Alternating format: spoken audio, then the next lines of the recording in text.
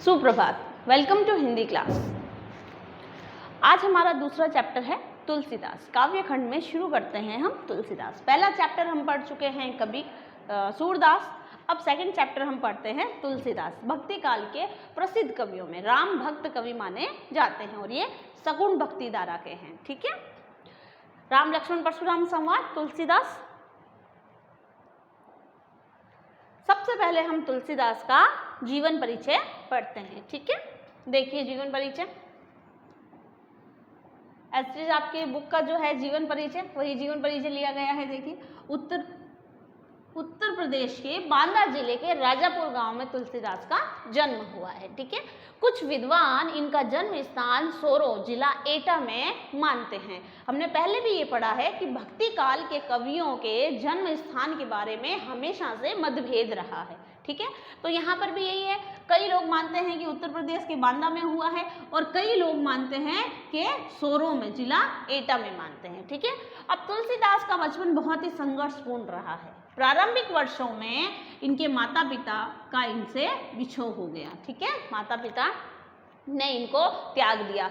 कहा जाता है कि जन्म के समय इनकी अवस्था, इनके शरीर की अवस्था जो है 5 वर्ष के बच्चे के समान थी और जन्म के समय इनके दांत भी निकले हुए थे। इनका जन्म अभुक्त नक्षत्र में होने के कारण घर वालों ने इनको जो है किसी अनिष्ट की आशंका से इनको त्याग दिया कि भाई ये जो है इसके होने से कुछ अनिष्ट ना हो जाए, कुछ बुरा ना हो जाए, इसीलिए इन्हें घर वालों ने त्याग दिया। और एक मुनिया नामक दासी ने इनका लालन पालन किया है। ठीक है, यहाँ पर है ये राम भक्त कवि है। राम भक्ति का इनको मार्ग मिला। मानव मूल्यों के उपासक कवि थे। राम भक्ति परंपरा में तुलसी अतुलनीय है, जिसकी कोई तुलना नहीं की जा सकती। सबसे प्रसिद्ध इनका ग्रंथ कौन सा? रामचरितमानस। उनके राम मानवीय मर्यादाओं और आदर्शों के प्रतीक हैं, जिनके माध्यम से तुलसी ने नीति, स्नेह, शील, विनय, त्याग जैसे आदर्शों को प्रतिस्थापित किया है। रामचरितमानस उत्तरी भारत की जनता में बहुत ही लोकप्रिय है। मानस के अलावा इनकी अवली वाली सारी रचनाएं याद रखनी है। पहली एक रखनी है रामचरितमानस, उसके बाद में इनकी अवली वाली रचनाएं कवितावली, गीतावली, दोहावली, कृष्ण गीतावली और विनय पत्रिका। अवली क्या होती है? जिसे हम कहते हैं दीपावली, दीपों की पंक्ति। तो यहाँ पर ये कवितावली है, गीतावली है, दोहावली है। याद रखिएगा, अवधी और ब्रज दोनों भाषाओं में इनका अधिकार रहा है, समान अधिकार रहा है। सन 1623 में काशी में इनका देहावसान हो गया, इनकी मृत्यु हो गई। तुलसी ने रामचरितमानस की स्थापना जो है रचना अवधी भाषा में की है। याद रखिएगा, एक जो इनकी रामचरितमानस है वो अवधी भाषा में रचित है और ये कवितावली और दोहावली है, ये इनकी सारी ब्रज भाषा में रचित है। तुलसी की रचनाओं में देखा जा सकता है उस समय के प्रचलित काव्य रूप जो भी चलते थे। रामचरितमानस का मुख्य छंद जो है वो चौपाई छंद है, बीच बीच में दोहे, सोटे, हरिकीर्ति का इन छंदों का भी उपयोग किया गया है। विनय पत्रिका की रचना गेय पदों में लिखी गई है। ठीक है, और उनकी रचनाओं में प्रबंध और मुक्तक दोनों प्रकार के काव्यों का सार मिलता है। अगला देखिए, जो हम तुलसीदास वाला जो चैप्टर पढ़ रहे हैं, जो इसके काव्य रामचरितमानस के बाल कांड में से लिया गया है। ठीक है, ये याद रखना है आपको, रामचरितमानस के बाल कांड से लिया गया है। ठीक है, पूछा जाता है राम लक्ष्मण, लक्ष्मण राम, परशुराम संवाद कहाँ से लिया गया, कहाँ से उद्धृत है? तो रामचरितमानस के बाल कांड से लिया गया। सीता स्वयंवर में राम द्वारा शिव धनुष, क्या है इसका बैकग्राउंड, क्या है कि सीता स्वयंवर में राम द्वारा जो है धनुष भंग किया जाता है। मुनि परशुराम जी आते हैं, क्रोधित होते हैं और कहते हैं जो जिसने भी शिव का धनुष जो तोड़ा है वो मेरा क्या है? शत्रु है। और बहुत ही ज़्यादा उनका जो है व्यंग बढ़ जाता है। इसके साथ लक्ष्मण के साथ तब विनय और राम और विश्वामित्र इनको समझाने की कोशिश करते हैं और राम की शक्ति की परीक्षा लेकर अंत उनका गुस्सा क्या हो जाता है? शांत हो जाता है। अभी राम, लक्ष्मण और परशुराम के बीच में जो संवाद हुए हैं वो यहाँ पर तुलसीदास ने प्रस्तुत किए हैं।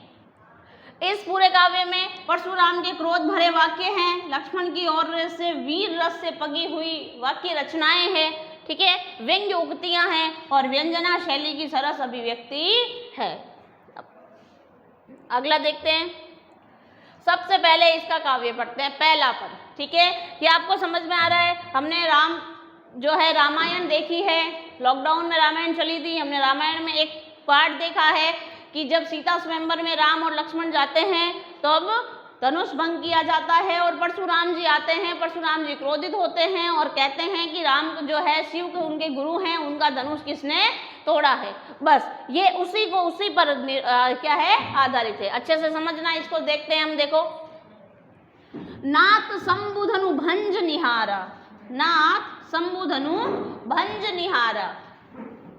शंभुधनु यानी शिव जी के धनुष को, हे नाथ शिव के धनुष को भंज निहारा यानी तोड़ने वाला, यानी तोड़ने वाला, होई के एक दास तुम्हारा। हे परशुराम जी, जब परशुराम जी कहते हैं भाई ऐसा कौन है जिसने मेरे गुरु के धनुष को भंग किया है, तो तब श्री राम जो है वो विनय से कहते हैं कि नाथ शंभुधनु, हे नाथ शिव के धनुष को भंज निहारा, तोड़ने वाला आप ही का कोई एक दास है।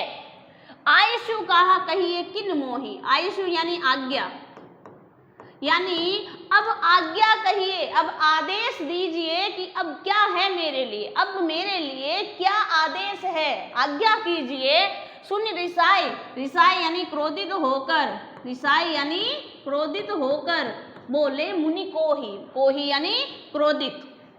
इतना सुनकर क्रोधित होकर क्रोधी स्वभाव के मुनि परशुराम जी कहते हैं, क्या कहते हैं, सेवकू जो करे सेविकाई, सेवकू यानी सेवक, सेवकू यानी सेवक।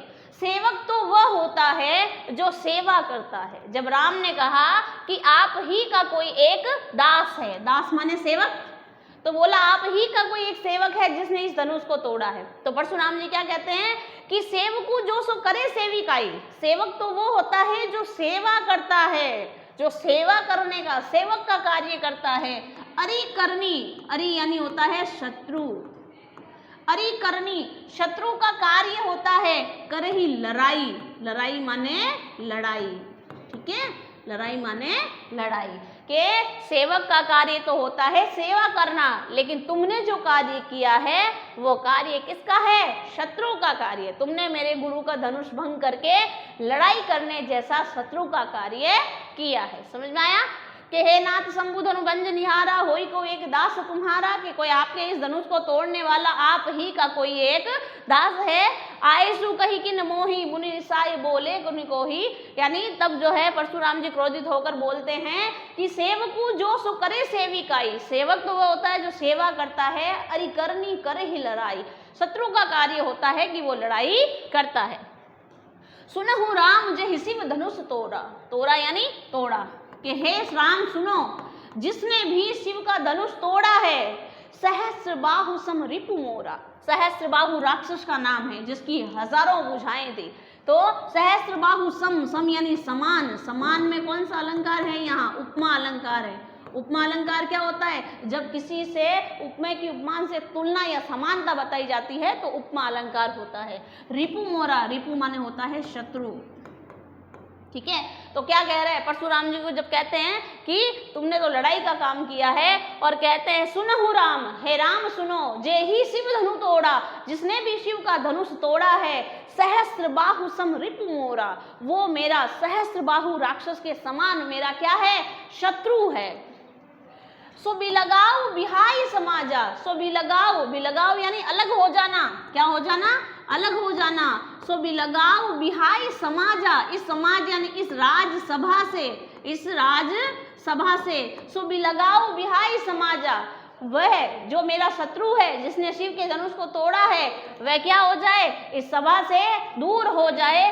न ते मारे जाए सब राजा, नहीं तो सारे के सारे राजा मारे जाएंगे। सुनी मुनि वचन लखन मुस्काने, लखन जो है वो थोड़े चंचल, लक्ष्मण जो है वो चंचल किस्म के हैं, शरारती हैं। वो क्या कर रहे हैं, गुरु से व्यंग्य उक्तियां कर रहे हैं। राम है सरल स्वभाव के, विनयशील हैं, जो शांति से गुरु के सामने कभी नहीं बोलते। लेकिन लक्ष्मण क्या है, लक्ष्मण व्यंग्य उक्तियों से उनका जवाब देते हैं, चंचल हैं। तो लक्ष्मण कहते हैं कि सुनी मुनि वचन लखन मुस्काने, मुनि के वचन सुनकर लक्ष्मण मुस्कुराने लगते हैं और बोले परशु धरई ओ माने। परशु धरई, परशु है यहाँ पे जो परशुराम जी का जो हथियार है, क्या है, फरसा। धरई यानी धारण करने वाला, ठीक है। तो बोले अवमाने यानी अपमान में, फरसा धारण करने वाले परशुराम जी के अपमान में कुछ कहने लगते हैं। क्या कहने लगते हैं? बहुरी धनुरी तोरी लरिकाई, बहुरी धनुरी तोरी लरिकाई। लरिकाई यानी होता है, याद रखना ये शब्द को, लरिकाई मतलब होता है बचपन। क्या होता है? बचपन। तो बहुरी धनुरी तोरी लरिकाई कबहुन असिरी सकीनी गोसाई, यानी हे गुरुदेव, हम जब बचपन में, जब जंगलों में जब हम लोग शिक्षा ग्रहण करते थे तो बहुरी धनुरी तोरी लरिकाई, तो हमने बचपन में बहुत सारी धनुरी यानी छोटी छोटी धनुरियाँ जो हम बचपन में बनाते हैं लकड़ी से धागा बांध के, तो हमने बचपन में बहुत सी धनुरियाँ तोड़ी है।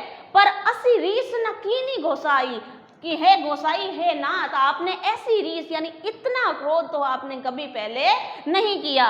ये ही धनु पर ममता के हेतु, यानी इसी धनुष पर, इस धनुष के टूटने पर, इसी धनुष पर के ही इतनी ममता, इतना स्नेह, ममता यहाँ पर क्या है? स्नेह, कि इतनी, इसी धनुष पर इतना विशेष स्नेह क्यों है? तो सुनि रिसाय बोले भृगुकुल केतु। इतना सुनकर रिसाय यानी क्रोधित होकर भृगुकुल केतु, देखो भृगु है इनके ऋषि भृगु, पिता का नाम, कुल यानी भृगु के कुल का, केतु माने चंद्रमा, यानी भृगु ऋषि भृगु के कुल का चंद्रमा कौन? परशुराम जी क्रोधित होकर बोलते हैं। क्या बोलेंगे? रे नृप बालक, नप माने राजा, नप माने राजा, तो हे राजा के बालक, कौन? राजकुमार। हे राजकुमार, काल बस, तू काल के बस में हो गया है। बोलत तो ही न संभार, संभार यानी समझ, यानी तू काल के वश में हो गया है, तुझे बोलने की अभी कोई समझ नहीं है, तू नादान है।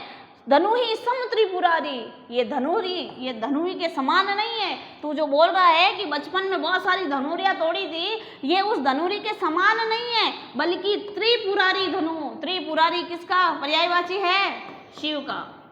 त्रिपुरारी धनु, ये त्रिपुरारी का धनु है। और विदित सकल संसार, विदित यानी जानता है, सकल माने सारा, संसार यानी जगत, यानी ये धनुष जो है वो मामूली धनुरियों के बराबर नहीं है, और इस बात को सारा के सारा संसार जानता है।